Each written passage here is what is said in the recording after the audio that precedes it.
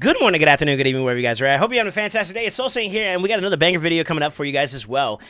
Today we have a notice about a Fragment system. I don't know if there's been any teasers for you guys if you haven't checked out the social media for Plarium or Raid in particular. The game, they actually have been teasing at a new Fragment system where you can convert old fragments into Fragment chests, which will have fragments, I think in the summary words, basically fragment to fragment, for HighMother mod, who is going to be a new champion that's being introduced to the game.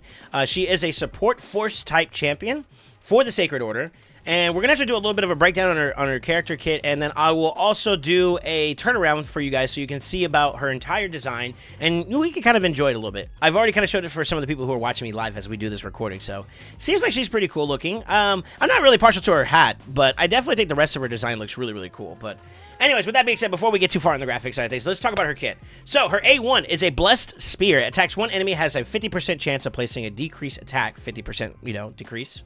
For 2 turns. Also has an 80% chance of placing a 50% increase attack on the ally with the highest attack for 1 turn. So she's a buffer and debuffer within her A1. That's actually really, really cool. This can be booked up to a 70 plus 100% chance on both of the sides of her abilities, debuff and buff-wise. Once it's fully booked up, so that's pretty good. So basically, you got a guaranteed increase attack, and you have a 70% chance to land a decreased attack on 1 enemy. That's really good, actually. Anointed Phalanx, which is normally on a 4-turn cooldown before books, 3 down, 3 turn when it's fully booked. Attacks all enemies, has a 75% chance of decreasing the duration of all enemy buffs by 2 turns. Okay, so kind of like a buff stripper in a sense. Then increases the duration of all ally buffs by 1 turn, a buff increaser. Okay, cool. Also heals all allies by 20% of this champion's max HP. Interesting. So this is bookable up to a 100% chance to land, so that's pretty good. Most buffs typically, unless you're using masteries to inflate it or the buff itself says otherwise, they're typically on a 2-turn duration anyway. So like this is actually really, really good to kind of basically just be a straight buff strip champion. Psalm of Revival, which is a 6-turn cooldown at base. It's bookable down to a 4-turn cooldown. Revives all dead allies with 50% HP and 50% turn meter. If an ally's defense is equal to or higher than their attack, places an increased defense on them for 2 turns. And then, of course, the inverse. If their attack is higher, they put an increased attack on them instead. That's not too bad. I think that it's kind of interesting that we're getting a... I guess this is kind of interesting because, like, how many champions do we know of that are on the Force side that do a full team revive? I can only think of Pytheon off the top of my head, but I could definitely tell that they're trying to, like, balance out, I guess, the way I'm taking this already based off of her kit is that, like, they're trying to incorporate more of a balance between affinities when it comes to champion support types, particularly ones that can do, like, a lot of rezzing or a lot of utility in their kit, which is what she provides here. Now, her passive is Shining Evensong, or Evensong, removes 1 random buff from all allies at the start of this champion's turn. Ooh. Places a 15% continuous heal buff on the ally with the lowest HP for 1 turn at the end of this champion's turn. That is very similar, if I'm correct, to Doom Priest in terms of 1 random debuff removal for all enemies. Now, she provides a static 7.5% heal. So the continuous heal kind of leans like Tahanarak. So it's like it's literally Doom Priest and Tahanarak had a child, and this is the outcome of it. That's actually kind of a big deal. Wait a minute. So her ability to cleanse at the beginning of her turn and then provide a heal on the ally with the lowest HP for 1 turn at the end of this champion's turn basically gives you the ability to have a Tahanarak, for some of your words, with the ability to buff strip, heal, in addition to that strip, buff, debuff, and revive? I'm running out of fingers. That's a lot of value out of a champion. Wow, okay. Increase ally accuracy in all buffs by 60 is the aura she has to complement it all off. So if you do want to use her as a lead, that's actually not too bad either. This is actually a very, very well-rounded support champion. I'm actually really impressed with it. So it looks like they really kind of took and I'm just going to kind of give a nod to a couple other champions that have some commonality in a sense, right?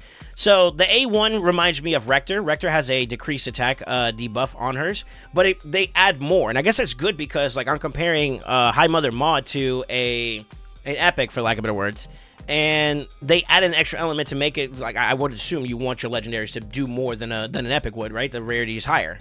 The fact that they actually give you the increased attack too, pretty much guaranteed for a champion, means that whenever your champions that are attack based get a turn, then they're gonna pack a punch, right? So they'll be able to. She's complementing them in terms of like an offensive measure, as well as a mitigative defensive measure too, as well with the decreased attack. So that's actually not too bad.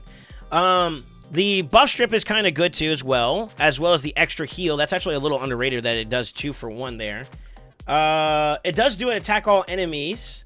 So I think that could be subjected to weak hits, which means that if it is a weak hit, then the likelihood of you being able to do a buff strip can be kind of problematic. So spirit champions have a little bit of value there. Funny enough, a lot of my PvP champions, when I was, you know, climbing throughout the ranks, they had swinged pretty heavy, especially with Sun Wukong, into spirit affinity based type champion. So I could see there being a possibility for weak hits there, maybe. I'd have to see how the mechanic itself works in tandem, but that could be something to watch out for. And then, of course, the revive itself. There's no loss there. I mean, it's just straight revive with half your health, half your turn meter, and then a buff to complement your efficiency at whatever you do. Whether you're defensive nuker or attack nuker, you can kind of go ham, go home.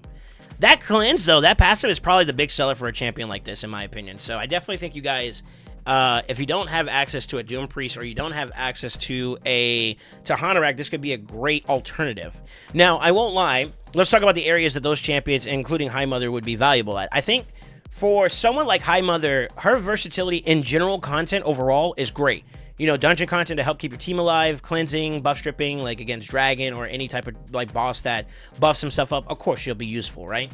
The heal is great. The revive in case things go a little south. Great. She's a great progressive champion, right? Does she actually supersede some of the top inside of champions? I wouldn't necessarily go that far. There may be some better options and alternatives to her, but that's the way I would look at this champion. This champion is a great alternative.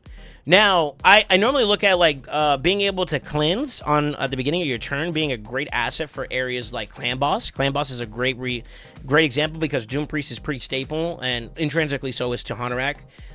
In like Clan Boss teams where you need a cleanser at the top of your turn because, you know, the boss does debuffs, right?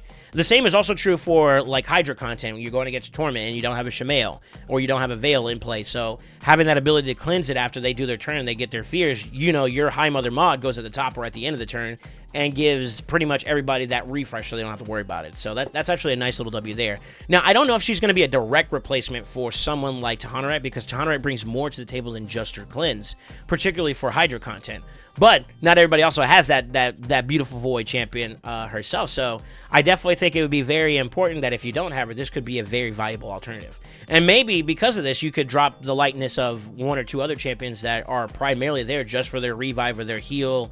And she could kind of do a little bit of both, right? She's a cleanser and a healer on top of that now. So with a little bit extra sauce on some other areas too. So I definitely think this is actually a very valuable champion. Now, I was led from, and this I'm going to read to my notes here for a second here for those of you guys that may be interested in.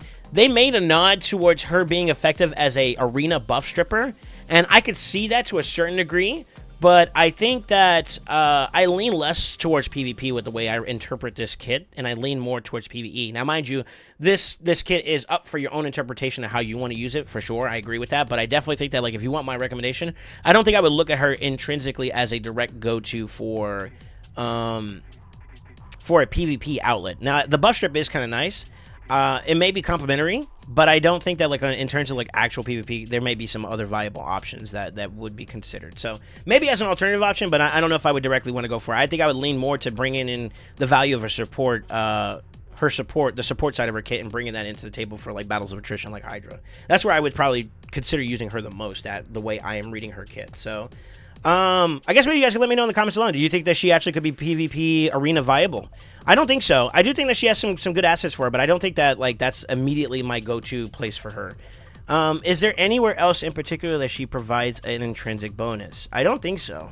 Now, I also like to look to the future when it comes to some of these fusions and whatnot, and I try to give people perspective that there may be content down the road that you're going to have, like, maybe new bosses where there's going to be an exponential amount of damage you need to survive through.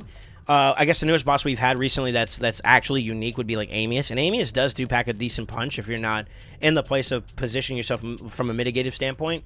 But I don't think it's the end-all be-all if you don't technically have it either as well. The first rotation I was able to beat it, and I don't remember if I had decreased attack. I don't think I did. If memory serves me correctly, I don't think I did. So, like, it's not the end of the world per se. to not have decreased attack, but it does definitely help out with the amount of damage intake you have. So I think that could be something to look out for in the future. Or maybe on a supportive side, since maybe some new content that we're going to get out in the future could allude to the fact that there's going to be a lot more debuff centric, and as a result, you're going to want that cleanse a little bit more consistently, right? So that could be something up for grabs. Like, for example, how could you build her, right? And this is something that I'm not entirely sure. I mean, Guardian, so that you could take and absorb a lot of damage and just build her as a raw, like, wall for your team. So she could absorb some damage. I think Guardian's not a bad nod. I also think that you could probably go down the route of, like, Relentless.